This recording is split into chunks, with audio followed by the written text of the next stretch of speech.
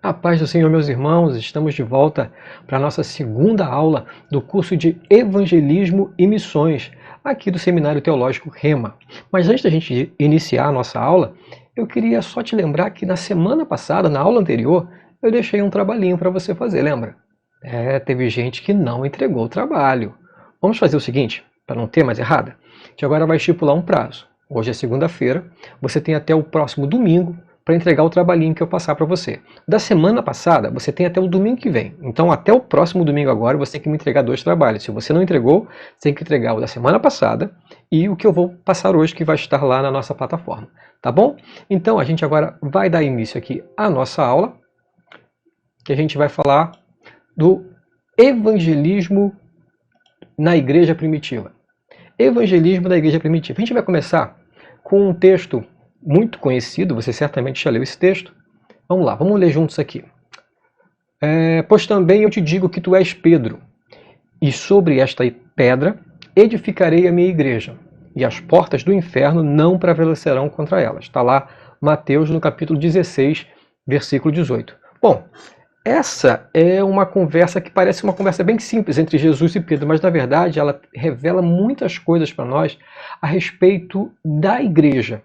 A gente vai falar de igreja primitiva, mas aquilo que a gente vai falar sobre a igreja primitiva, ela está ligada à nossa igreja também. Se a igreja primitiva ela teve sucesso na área de evangelismo, a nossa igreja também tem tudo para ter um sucesso na área de evangelismo, desde que a gente possa olhar para as características da igreja primitiva e aplicá-las à nossa realidade. Então a gente começa com esse texto, onde Jesus ele está falando com Pedro, ele tem uma frase maravilhosa que ele fala: sobre esta pedra edificarei a minha igreja e as portas do inferno não prevalecerão contra ela. Vamos lá. Primeira característica desse texto está aqui, ó, nessa palavrinha aqui. Ai, pulei. Vou voltar aqui. Está na palavrinha igreja. Você está vendo aqui a palavra igreja. Está em vermelho. Essa palavra, ela já passei aqui os lados, você viu? Ela significa, essa palavra no original, ela é eclésia. Você certamente já ouviu essa palavra, né? Eclésia significa assembleia, ajuntamento. O que acontece? Essa palavra, ela não é uma palavra cristã, não nasce no nosso meio. Ela é anterior ao cristianismo. O sentido dela era de que as pessoas elas eram chamadas para um ajuntamento, elas saíam de suas casas, elas eram chamadas para fora das suas casas para uma reunião, uma assembleia, um ajuntamento. Isso é eclésia. Então, por isso você vai ver que essa palavra eclésia, ela vem do verbo, né, ekalem, que é a junção de 2 palavras, ek, que significa para fora, e kalem, que significa chamar. Daí a gente vai ter a frase que eu falei, que é chamados para fora. Ou seja, as pessoas eram chamadas de sua casa para fora, para uma reunião, para uma assembleia, para um ajuntamento. O que isso se aplica a gente? Essa ideia de chamados para fora. Para nós que somos cristãos, chamado para fora, ele tem um sentido duplo. Vamos lá ver esses 2 sentidos? O primeiro sentido é que nós somos chamados para fora no sentido de sair do mundo. Nós somos chamados para fora do mundo. Essa é a ideia. Lembra, são 2. Essa é a primeira. Chamado para fora é sair do mundo. Olha só esse texto aqui, que diz assim, ó. Vamos voltar aqui. Olha lá. E não vos conformeis com este mundo. Está lá em vermelho a palavra. Mas transformai-vos pela renovação do vosso entendimento, para que experimenteis qual seja a boa, perfeita e agradável vontade de Deus. Observa só. A palavra mundo aqui, no seu original, é essa palavrinha aqui. Vamos botar aqui. Aion. Essa é a palavra no original. E essa palavra aion, ela significa século, período de tempo. Mas ela tem um sentido ainda mais forte, que é o de sistema que governa o mundo. É aquilo que não é o mundo físico, planeta, mas é aquilo que governa o mundo. Eu botei ali essa referência bíblica de 2 Timóteo 4, no capítulo 10, em que Paulo diz, falando sobre Demas, que era seu companheiro, ele diz assim: Demas me abandonou, amando o presente século. E a palavra século é a mesma palavra para mundo, aion. Ou seja, ele não amou o mundo globo terrestre. Ele amou aquilo que o mundo podia oferecer. As coisas boas que o mundo pode oferecer. Né? Já viu quando a pessoa aceita Jesus? Fala assim, que saudade lá do mundão, lá pelo menos eu podia beber uma cerveja. A pessoa, na verdade, ela não está, ela está com saudade do aion, daquela época em que ele vivia no pecado. E Demas amou isso. Então, sair do mundo, ser chamado para fora do mundo, é ser chamado para fora do aion. E lá em 1 João, vai dizer quem é que governa. Quem é que governa este século? Quem é que governa esse aion? 1 de João, capítulo 5, versículo 19, que diz que o mundo jaz no maligno. Essa palavra jaz é o que é utilizada para dizer, para se falar dos mortos. Já viu quando você vai num cemitério e está assim, aqui jaz fulano de tal? Aqui descansa fulano de tal? Dizendo que aquela pessoa está ali eternamente. Estão dizendo que o mundo ele está descansado no maligno. O maligno é que tem o poder de controlar o mundo. Ele tomou esse poder e o mundo hoje em dia, o sistema que governa o mundo é um sistema de pecado, de mentira, de prostituição, de dar tudo que não presta. Então, quando a palavra diz que nós somos chamados para fora, quando entendemos que a igreja é chamada para fora do mundo, é chamada para fora do aion, do mundo do pecado, do sistema governado por Satanás. Então, essa é a primeira significado. E a igreja? Aí você pergunta, mas Ivan, e a igreja primitiva, ela saiu do aion? Vamos ver se ela saiu do aion ou não. Vamos lá. Vamos botar o textinho aqui. A igreja saiu do mundo. Sim, ela saiu do aion. Olha o texto. E perseveravam na doutrina dos apóstolos, e na comunhão, e no partir do pão, e nas orações. Isso é sair do aion, é sair do mundo. Perseverar, quase que não sai. Perseverar na doutrina dos apóstolos é perseverar naquilo que os apóstolos ensinavam, na palavra, na doutrina. É viver segundo a doutrina. E não apenas isso, mas a comunhão, o partir do pão, as orações. Isso é sair do aion. Isso é deixar de fora o mundo, deixar de fora aquela velha vida. Aquilo que a gente fazia antes de conhecer Jesus. Então a igreja primitiva nos dá o exemplo. Ó, saia do aion. Sair para fora, ser chamado para fora, é sair do mundo. Mas ela tem um segundo significado. Porque ela não é apenas sair do mundo, mas ela é também, vamos ver aqui, ser chamado para fora do mundo. Desculpe. Vamos lá. Ser chamado para fora do mundo é não viver como o mundo vive, mas viver em novidade de vida. Sabe o que é isso? Santidade. Mudança de vida, quando você abre mão daquilo que você vivia antes, das atitudes que você tinha antes, e passa a viver uma novidade de vida, isso é vida de santidade. Isso é mudança. Isso é necessário, é a característica da igreja primitiva, é a característica do ser eclésia, do ser chamado para fora, é sair do mundo.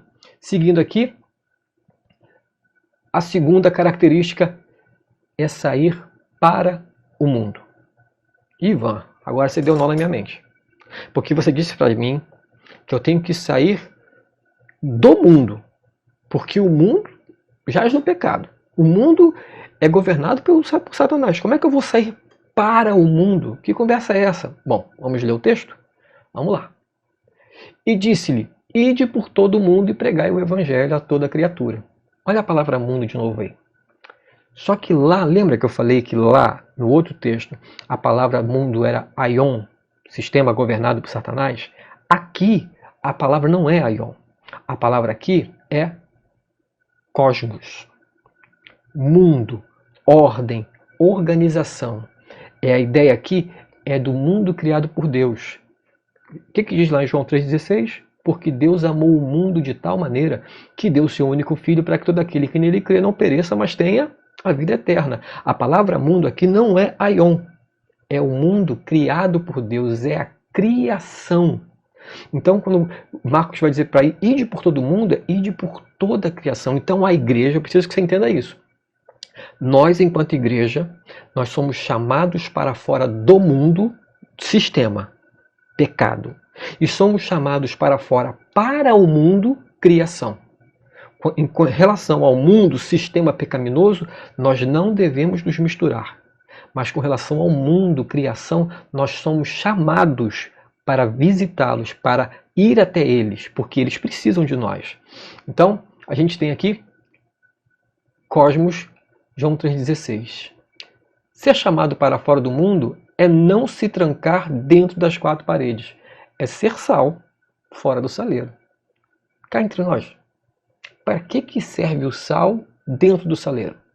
Se você tiver um saleiro e o sal estiver lá, ele é apenas sal. Mas quando você pega esse sal e você coloca ele, por exemplo, no feijão, pensa aí naquele feijãozinho caprichado, com costelinha, meu Deus do céu, só de pensar dá fome. Mas tira o sal desse feijão. Ele perde a graça. Ele não tem sabor. O sal ele tem ali, ele vai ali para mudar o sabor do feijão, para mudar o sabor da comida. Assim é a igreja. A igreja é sal, a igreja é luz, a igreja altera o sabor dos alimentos, a igreja altera o sabor do mundo. Não pode ser diferente. A igreja que altera, não é a igreja que é alterada. A igreja altera o sabor do mundo. Só que ela só consegue fazer isso quando ela sai de quatro paredes. Quando ela é chamada para fora, para o mundo. Não para o aion, mas para o cosmos. Então a gente continua. E aí você pergunta, mas Ivan, a igreja primitiva, ela saiu para o cosmos? Ela saiu. Olha o texto, vamos ver lá. A igreja primitiva saiu para o mundo, para o cosmos, não para o aion. O texto diz, mas os que andavam dispersos iam por toda parte fazendo o quê? Anunciando a palavra. Iam por toda parte, estavam dispersos. O que aconteceu que eles foram perseguidos, a gente vai falar disso depois.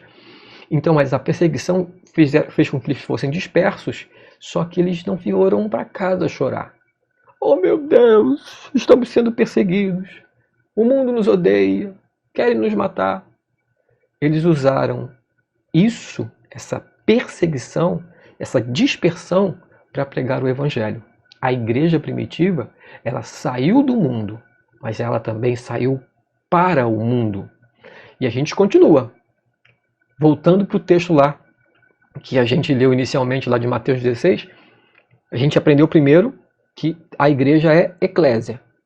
Sair para o mundo, cosmos, sair do mundo, aion. Mas o texto continua. Jesus diz assim, sobre esta pedra edificarei a minha igreja. Observa que só nessa frase tem três informações importantes. Primeiro, Jesus está dizendo que ele vai fazer uma obra, que é edificar. Segundo, ele vai dizendo vai fazer uma obra que é edificar a igreja. Segundo, ele está dizendo a quem pertence essa igreja. A igreja é dele, a minha igreja.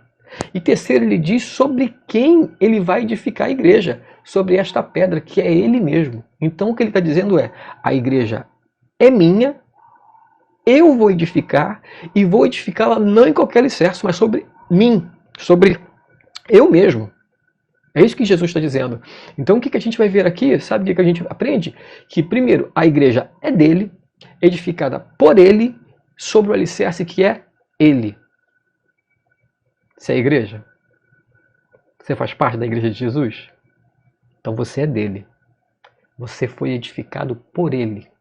E você está sustentado por ele, na rocha que é Jesus. Meu irmão, só isso aí já é motivo para você dar um glória a Deus.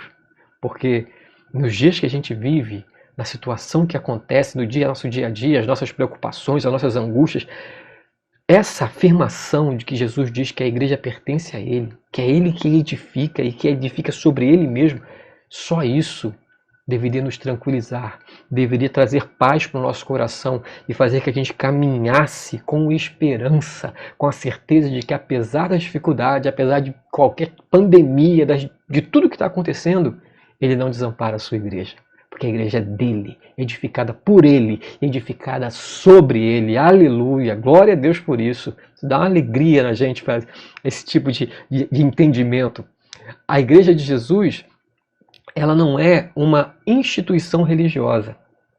Ela não é uma estrutura humana. A igreja de Jesus é o corpo místico de Cristo.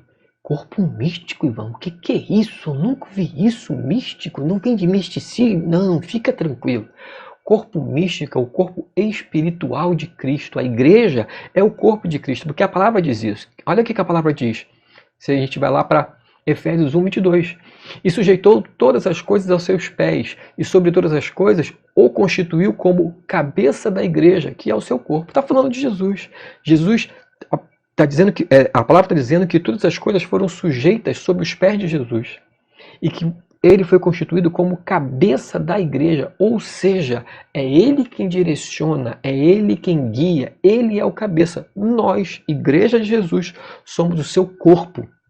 Um corpo que é composto por partes interdependentes. Isso é uma outra aula, né? Mas é para você não esquecer de que nós, irmãos em Cristo, dependemos um dos outros. A mão é que leva a comida até a boca. Os olhos é que veem o caminho para que a gente não tropece. Mas são as pernas que nos levam, são os pés que nos mantêm de pé. Então, os membros dependem uns dos outros. Sem coração não tem vida, sem cérebro não há. Você percebe que uma depende do outro. Na igreja, todos nós temos uma importância para Deus e temos importância uns para os outros. Devemos sempre nos lembrar disso. Mas, como eu disse, isso é uma outra aula. Vamos voltar para cá? Aqui, então, a gente viu aqui que ele sujeitou a igreja é o corpo de Cristo. A igreja não foi edificada sobre homens, mas sobre o próprio Cristo. Logo, é ele quem nos sustenta. Lembra daquela, quando Jesus faz a parábola sobre o homem que construiu a sua casa sobre a rocha e o outro construiu a sua casa sobre a areia? É um texto que você certamente já conhece, né? Olha o texto. E semelhantemente ao homem que edificou uma casa e cavou e abriu bem fundo e pôs os alicerces sobre a rocha. E vindo a enchente, bateu com ímpeto a corrente naquela casa e não a pôde abalar. Por quê? Porque ela era legal? Porque ela era bonita? Porque ela foi bem feita? Não. Porque ela estava fundada sobre a rocha, que é Cristo. Sabe o que eu acho de interessante nesse texto? É que há uma comparação sobre um homem que constrói a casa na areia e a casa na rocha. E a Bíblia diz que o vento veio sobre as duas casas. A chuva veio sobre as duas casas. A tempestade veio sobre as duas casas. A Bíblia não diz que o fato da nossa vida estar alicerçada em Cristo não diz que estaremos livres da dificuldade. Não diz que não teremos tempestades. Mas diz que se nós estivermos alicerçados em Jesus, a tempestade pode vir. Ela pode até balançar a casa, mas ela não cai. A nossa casa fica firme, porque Jesus é o nosso alicerce. E isso, meu irmão, faz toda a diferença, porque aquele que colocou a sua casa num alicerce, sem alicerce, na areia, quando veio a mesma tempestade, a casa dele veio abaixo. Que em nome de Jesus a nossa casa seja sustentada, alicerçada na rocha que é Cristo. Seguindo aqui, o texto de Jesus continua. Olha o que ele diz. As portas do inferno não prevalecerão contra ela. Só voltando para a gente poder entender. Primeiro ele diz que é a igreja, eclésia, saídos para fora, chamados para fora do mundo, do aion, e chamados para fora para o mundo, para o cosmos. Depois ele diz que essa igreja é dele, edificada por ele e edificada sobre ele. E agora ele fala, as portas do inferno não prevalecerão contra ela. Irmão, deixa eu falar uma coisinha assim, pessoal, eu me amarro em filme de guerra. Gosto mesmo, pode ser de Segunda Guerra Mundial, Primeira Guerra, pode ser de Vikings, pode ser Idade Média, não importa, eu gosto de filme de guerra, sempre gostei. E uma coisa que eu nunca vi em filme nenhum, nunca, se você viu, pode falar, mas eu nunca vi em filme nenhum, é um exército atacando outro exército com uma porta. Você já viu isso? Você já viu? O exército usa lança, usa espada, ataca outro com canhão, com metralhadora, catapulta, mas porta, ninguém ataca ninguém com uma porta. Sabe por quê? Porque porta não é arma de ataque. A porta é para defesa. Logo, se está falando que as portas do inferno não prevalecerão, está dizendo que a defesa do inferno não vai prevalecer. Sabe o que significa isso? que não é o inferno que ataca a igreja, é a igreja que ataca o inferno. Essa é a nossa posição. A igreja de Jesus é ela que ataca o inferno. A igreja está em guerra com o inferno, isso é uma verdade. Nunca duvide disso. Estamos em guerra, só que é a igreja que ataca o inferno. O texto vai dizer o seguinte lá em Efésios 6,12, provando que estamos em guerra. Porque não temos que lutar contra a carne e o sangue, mas sim contra os principados e as potestades, contra os príncipes das trevas desse século, contra as hostes espirituais da maldade nos lugares celestiais. Estamos em guerra. E o inimigo está desenhado aqui. Mas, como eu disse, nós estamos em guerra, mas a igreja ataca primeiro. A igreja não fica parada, acuada, com medo, esperando para ver o que vai acontecer. Não, ela ataca. É ela que vai lá. A igreja de Cristo, ela não é apática ou medrosa. Ela é viva, atuante e corajosa.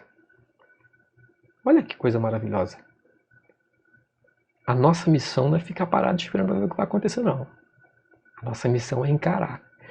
É detonar o inferno, com a garantia de que as portas do inferno não vão prevalecer. Então a gente entende que essa é a característica da igreja primitiva. Vamos relembrar? Ela é eclésia, chamada para fora do mundo, do aion. Ela é eclésia, chamada para fora para o mundo, para o cosmos. Ela é de Cristo, edificada por Cristo, edificada em Cristo. Mas ela é uma igreja atuante e corajosa. Aqui, ó. Aí, aqui sim, agora a gente entra na ideia do evangelismo da igreja primitiva. Que vai. Tudo isso que eu acabei de falar vai nos mostrar o porquê ela saiu vitoriosa. Vamos só rever aqui, ó. Ela é chamada para fora do mundo, do aion. Ela é chamada para fora, para o mundo, do cosmos. Ela é a igreja de Cristo. Ela é edificada por Cristo. Ela é edificada em Cristo. Se ela tem essas características, e cá entre nós, se nós tivermos essas características, então, só aí, nós poderemos ser uma igreja atuante e corajosa. Está conseguindo entender? A igreja, quando eu falo igreja, eu não estou falando de denominação, não estou falando de bandeira, estou falando de você. Estou falando de mim, estou falando de nós. Nós, enquanto igreja, só seremos atuantes e corajosos se cumprirmos tudo o que eu disse antes. Se sairmos do mundo, sairmos para o mundo, fomos de Jesus, edificados por Jesus, edificados em Jesus e atuantes na obra. Sem medo. É isso que temos que ter. Aí sim, seremos uma igreja corajosa. Deixa eu ler aqui. A igreja atuante e corajosa, ela é também flexível. A igreja primitiva, flexível aqui, eu não estou falando com relação ao pecado, pelo amor de Deus, tá? Ela é flexível na maneira como ela pode evangelizar. E a gente observa isso no livro de Atos, que a igreja, ela não ficou presa a uma característica para evangelizar. Vamos ver aqui. Primeiro, a igreja atuante e corajosa é também muito flexível em seus métodos de evangelização. Vamos lá. Pregação para as multidões. A igreja ela tem essa característica de seus grandes, de apóstolos, eles falavam para as multidões. Olha esse texto aqui, falando de Filipe. Olha aqui. E as multidões unanimemente prestavam atenção ao que Filipe dizia, porque ouviam e viam os sinais que ele fazia. Consegue imaginar você falando para uma multidão? Meu Deus, olha só a responsabilidade, você pregando e as multidões ali ouvindo você pregar, que maravilha, que Deus te abençoe, que você seja usado para multidões. Mas aí você fala assim, mas Ivan, eu não sei, eu acho que eu não me dou bem com o microfone, esse negócio de falar com o público não é para mim, eu não me encaixo nisso, eu não vou falar para as multidões.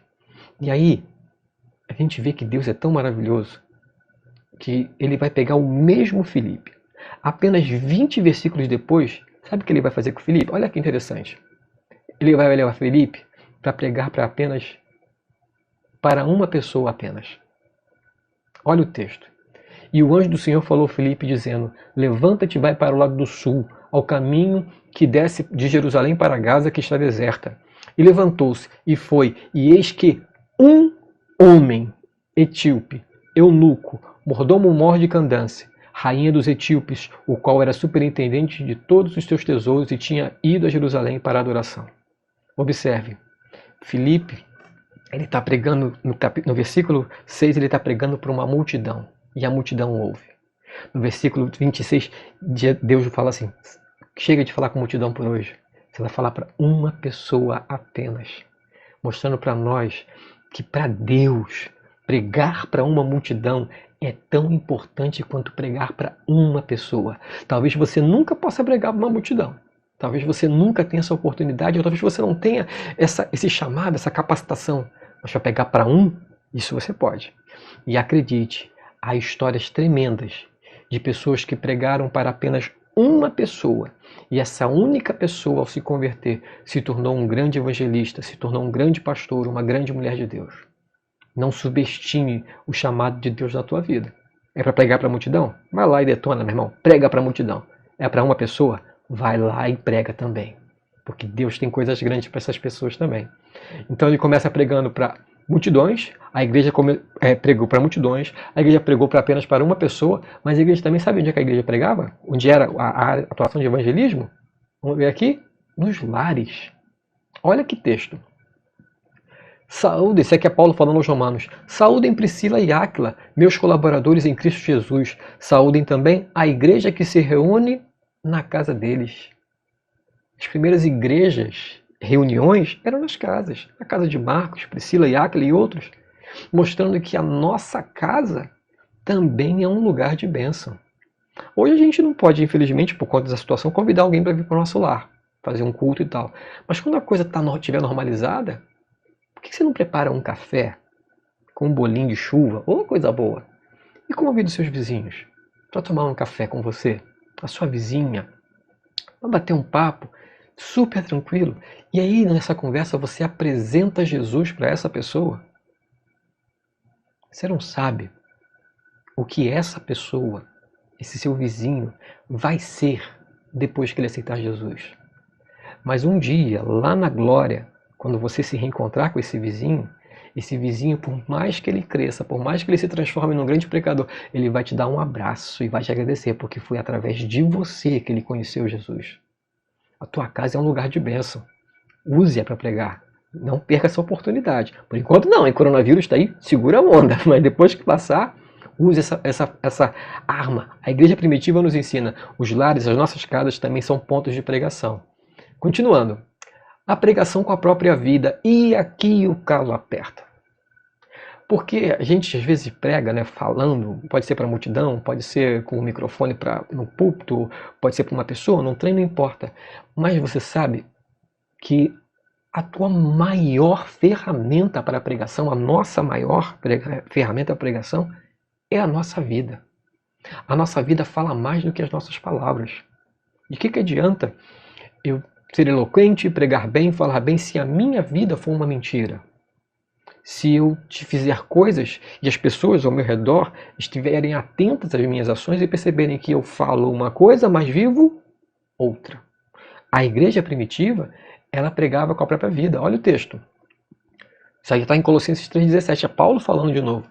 Tudo o que fizerem, seja em palavra ou em ação, façam-no em nome do Senhor Jesus, dando por meio dele graças a Deus Pai. Está dizendo que tudo que nós fazemos, temos que fazer em nome de Jesus. Significa que se eu vou fazer algo em nome de Jesus, eu não posso fazer qualquer coisa. A minha vida, o meu modo de agir, o meu modo de falar, o meu modo de reagir às situações da vida, eles precisam ser condizentes com Jesus. Já viu? Tem um livro muito famoso que diz o título era Em Seus Passos, o que faria Jesus? Será que ele faria as mesmas coisas que você fala? Será que ele diria as mesmas coisas que você diz? Cá entre nós. Será que ele acessaria os mesmos sites? É disso que eu estou falando. A nossa vida precisa ser um espelho daquilo que a gente prega. A nossa vida, ela prega mais do que as nossas palavras. nossos vizinhos, nossos parentes estão vendo isso. Por isso que você vai ver gente dentro da igreja em que os próprios filhos, os próprios parentes não querem saber de Jesus. Porque na igreja tem uma maneira de agir, mas em casa mostra quem realmente é. E isso é terrível. A igreja primitiva nos dá o exemplo dizendo, olha, quando Paulo diz que tudo que nós fazemos e falamos, toda a nossa palavra e toda a nossa ação, tem que ser em nome de Jesus. Tem que ser para glorificar o nome de Jesus. Os nossos vizinhos têm que olhar para as nossas atitudes, para as nossas ações e reações e dizerem, opa, tem algo diferente aí, tem algo especial. E eu quero isso para a minha vida também. Continuando. A nossa vida continua, como eu falei lá, prega. Aí, lembra que eu falei lá atrás que as portas do inferno não prevalecem? Significa que é a igreja que ataca. Só que fique certo de uma coisa. A igreja ataca, mas o inferno, ele contra-ataca. Ele não vai ficar parado. Ai, eu tô com medo. Fica com medo não, as portas do inferno não têm poder contra a tua vida. Mas elas atacam. E a igreja primitiva sentiu isso na pele. Como? Vamos ver aqui. Primeiro, em proibições. Olha o texto, Atos 4,18. Então, chamando-os novamente, ordenaram-lhes que não falassem nem ensinassem em nome de Jesus. Vocês não podem. Não pode pregar o nome de Jesus aqui. Nesse lugar aqui não. Proibição. Começa sempre com a proibição. A igreja primitiva experimentou isso. A igreja primitiva experimentou, pulei aqui, violência. Atos 16, 22. E a multidão se levantou unida contra eles, e os magistrados, rasgando-lhes as vestes, mandaram açoitá-los com varas. Começa com a proibição e agora parte para a violência. A igreja primitiva está experimentando o contra-ataque de Satanás. E continua. Falsas acusações. Então subornaram os homens para que dissessem, ouvimos-lhe, quase que não sai, ouvimos-lhe proferir palavras blasfemas contra Moisés e contra Deus. Atos 6, 11. Gente mentindo contra a igreja, levantando falso testemunho. Você já passou por isso, não passou? De ouvir gente falar coisas a teu respeito que não eram verdade? É o contra-ataque do inimigo. Fique tranquila. Se você ainda não passou por isso, uma hora você vai passar. Mas lembre-se sempre, as portas do inferno não prevalecerão contra a tua vida. Seguindo, a gente tem o encarceramento. E Saulo assolava a igreja, entrando pelas casas e arrastando homens e mulheres, e os encerrava na prisão. A coisa vai só piorando. Você reparou que a coisa vai piorando? Proibição, espancamento, aí você tem falsas acusações, encarceramento, e ele chega ao limite, sabe do quê? Dos assassinatos. E apedrejavam Estevão, que invocava e dizia, Senhor Jesus, recebe o meu espírito. Então, ajoelhando-se, clamou em alta voz, Senhor, não lhes impute esse pecado. Com estas palavras, adormeceu. Com estas palavras, Estevão morreu. A igreja primitiva, ela sofreu o contra-ataque de Satanás. Guarde sempre isso no seu coração.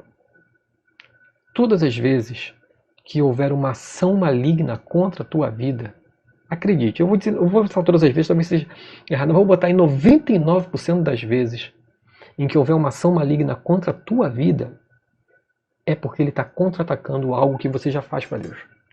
É porque a tua atitude está incomodando ele. Satanás ele não vai ficar preocupado com o crente que está fazendo a vontade dele. Mas quando você se coloca como uma igreja primitiva, como eclésia, quando você se coloca fazendo a vontade do Pai, aí sim você vai sofrer o contra-ataque. Mas lembre-se, quando o contra-ataque vier, as portas do inferno não prevalecerão. E aí vamos perguntar agora o que aconteceu com a igreja. A igreja, primeiro, atacou. A igreja primitiva. Foi lá e fez o que tinha que fazer. E aí agora eles foram contra-atacados por Satanás. Mentiram contra eles, foram apedrejados, foram presos, foram mortos. Uma coisa terrível. Sabe o que foi que a igreja fez? Foi para casa chorar. Pegaram o cartão de membro, fizeram um aviãozinho e jogaram para o pastor. Eu não sou mais crente, não quero saber. Será que foi isso? Olha o que aconteceu. e os discípulos estavam cheios de alegria do Espírito Santo. Isso aqui foi depois de perseguição. Não apenas isso, eles não estavam apenas alegres. Sabe o que eles fizeram? Estando alegres, mas os que andavam dispersos iam por toda parte anunciando a palavra. Foram perseguidos, foram maltratados, muitos foram assassinados, mas o Espírito Santo os mantinha alegres. E eles foram dispersos, foram mandados embora para longe de suas casas, mas onde eles iam, eles pregavam o Evangelho. Alguém já disse que a igreja é como massa de pão. Quanto mais bate, mais cresce. E a igreja primitiva está aqui para provar que isso é verdade. Então, com isso, a gente observa que a pregação do Evangelho pela igreja primitiva alcançou sucesso total. É verdade, né? Que eu não posso deixar de falar aqui que houve alguns fatores que não estão ligados à igreja em si, né? Um deles é chamado de Pax Romana. O que é a Pax Romana? É a paz romana. O Império Romano ele era muito amplo, mas havia sempre guerras civis ali, gente querendo pegar de volta suas terras. Então ali por volta ali do ano 31 a.C., o imperador romano lá, esqueci agora o nome dele, mas ele conseguiu pacificar o reino. E aí o que aconteceu? Com a pacificação do reino, com a Pax Romana, era possível fazer longas viagens sem perigo algum, sem que houvesse guerra. Isso não seria possível, a igreja teria dificuldade de levar o evangelho. Como é que Paulo faria suas viagens missionárias se houvesse guerra nas províncias? Então havia paz. A paz romana ela ajudou a propagação do evangelho. E havia também a língua grega. A língua grega nessa época era como o inglês é para a gente. Ela não era a língua oficial. A língua oficial era o latim, mas a maioria das pessoas falavam a língua grega. E isso facilitava. Paulo pregou em grego para os romanos. O Novo Testamento foi escrito em grego, porque essa língua ela ajudava a disseminar. Onde se chegasse que falava grego, as pessoas entendiam. Então observe que Deus preparou o caminho para o momento exato em que a igreja precisaria evangelizar. Isso é ferramenta. Hoje nós temos muitas ferramentas que facilitam a pregação do evangelho. A internet é uma delas. Hoje a gente consegue pregar a palavra sem sair de casa. Com o telefone na nossa frente, falando, bota no vídeo no YouTube, faz uma live e você está pregando o evangelho. Então a igreja aproveitou a tecnologia da época, a língua grega, a Pax Romana, não era tecnologia, mas esse entendimento, essa facilitação, e eles usaram isso. Nós podemos usar aquilo que temos hoje em dia. Mas entenda uma coisa, de nada adiantaria a Pax Romana, de nada adiantaria a língua grega, se a igreja não fosse aquilo que falamos até agora. Se a igreja não tivesse as características que a gente já falou, que são o quê? Primeira característica, a igreja tinha ardente amor pelas almas. Isso é colocar-se no lugar do outro. É saber que o outro, o vizinho, o amigo, o irmão, ele está morrendo e vai para o inferno.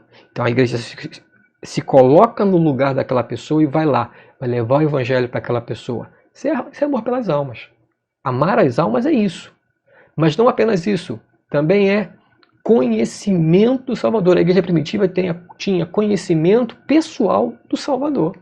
Como é que eu vou pregar sobre alguém que eu não tenho conhecimento? Para eu poder falar de Jesus, primeiro eu preciso conhecer Jesus. A igreja primitiva tinha isso. A igreja primitiva tinha vida vitoriosa. E deixa eu falar uma coisa rapidamente aqui. Hoje em dia, esse conceito de vida vitoriosa está ligado a que tudo vai dar certo, a que tudo vai ser uma bênção, você vai prosperar, você vai enriquecer, o carro novo vai chegar, vai virar, vai quebrar tudo. Vida vitoriosa não é isso. Vida vitoriosa é o entendimento que mesmo na derrota você tem vitória. Como assim, Ivan? Paulo, lá em Romanos 8,37, ele nos chama de quê? Mais que vencedores. Mas ele diz antes as circunstâncias que fazem mais que vencedor. As tribulações, as lutas, as perseguições, as dificuldades. O que nos faz mais que vencedores, é vencer mesmo quando estamos derrotados. Porque aquela derrota que você pode ter, ela está ali para te ensinar, para te fazer um crente melhor, para que você possa abençoar outras vidas. Amém? Seguindo. vida vitoriosa, e a gente continua com vida transformada. Para você pregar, você tem que viver em novidade de vida. Vida transformada é viver em novidade de vida. Não pode viver como era antigamente. Alguma coisa tem que mudar. Vida de oração. Isso é dependência. A igreja primitiva vivia vida de oração. Pastor Silas, que é o meu pastor, ele pregando, ele já disse isso. Ele, confrontando a igreja, ele falou: sabe por que não oramos? É porque não acreditamos que Deus irá responder as nossas orações. Porque se acreditássemos, nós oraríamos sem cessar. Isso é para a gente pensar. Será que acreditamos mesmo que Deus está conosco? Porque Jesus, sendo quem era, ele orava sem parar. Você vai encontrar diversas vezes Jesus orando, porque ele sabia com o que ele estava falando. E sabia que a resposta era certa. A igreja primitiva, ela tinha conhecimento da palavra de Deus.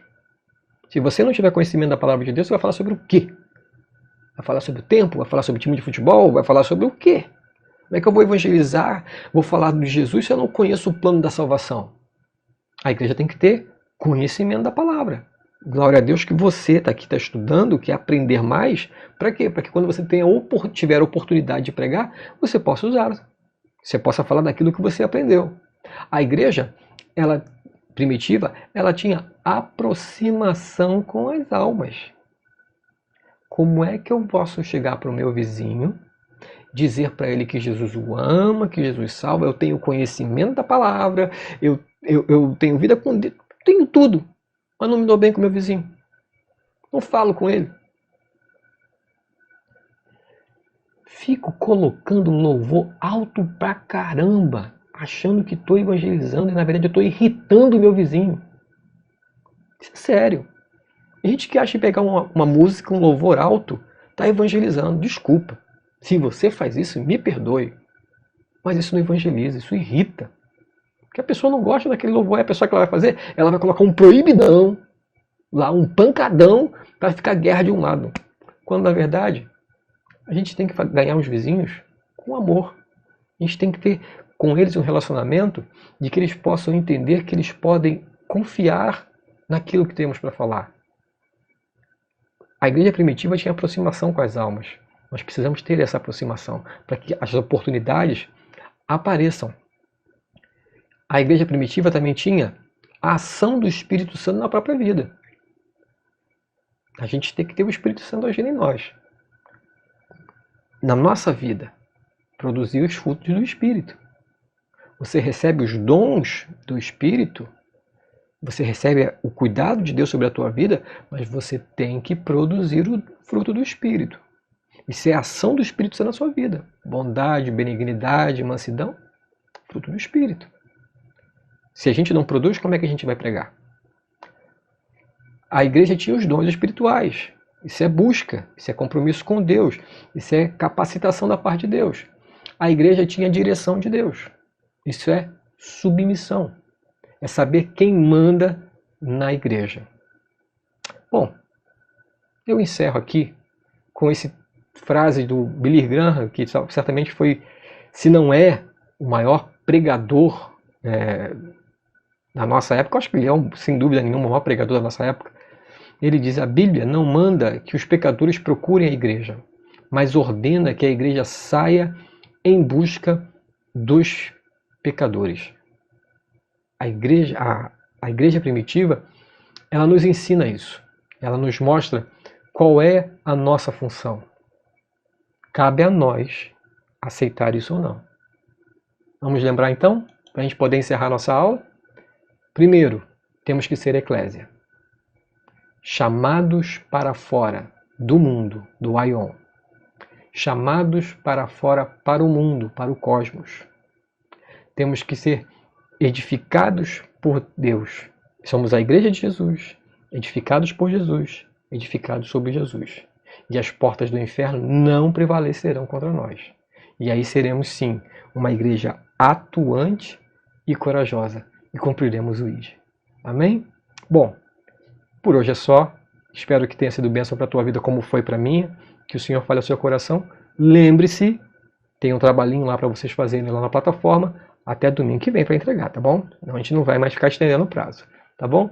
Deus te abençoe, fique com Deus e até semana que vem. Se você tiver dificuldade, lembra de me chamar no WhatsApp ou por e-mail que a gente resolve tudo, tá bom? Fique na paz.